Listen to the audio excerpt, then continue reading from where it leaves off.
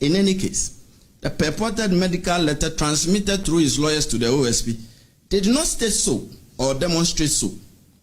The OSP is unconvinced that the purported medical letter transmitted by Mr. Ofori-Atta through his lawyers to the OSP represents a medical report to the effect that Mr. Ofori-Atta is incapacitated or is so sickly and invalid to the extent that he is physically unable to return to the jurisdiction without imperiling his life. No serious law enforcement agency, and certainly not the OSP, will be convinced that the purported medical letter stops it from demanding the physical appearance of Mr. Ofori-Atta before it in the described circumstances.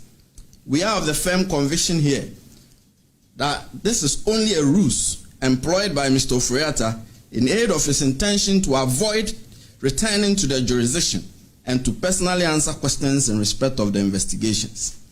We are convinced that the real intention of Mr. Ofori-Atta is what was communicated to the OSP in the very first letter transmitted by his lawyers on 31 January 2025. That is, he has left the jurisdiction indefinitely.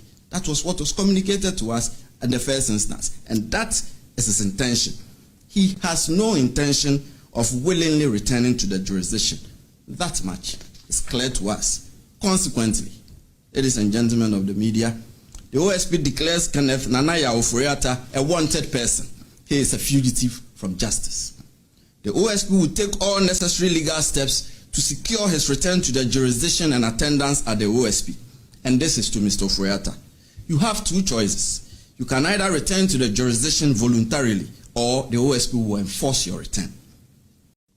Third, the OSP has also commenced investigation into suspected corruption and corruption-related offenses in respect of an alleged embezzlement of 1.3 billion cedis from the Unified Petroleum Pricing Fund, UPPF, at the National Petroleum Authority, NPA. The investigation primarily targets the following persons: the coordinator of the UPPF, Mr. Jacob Amwa, NPA staff Frida Tando, NPA staff Wendy Ashon Newman, and the former chief executive of NPA, Mustafa Abdul Hamid.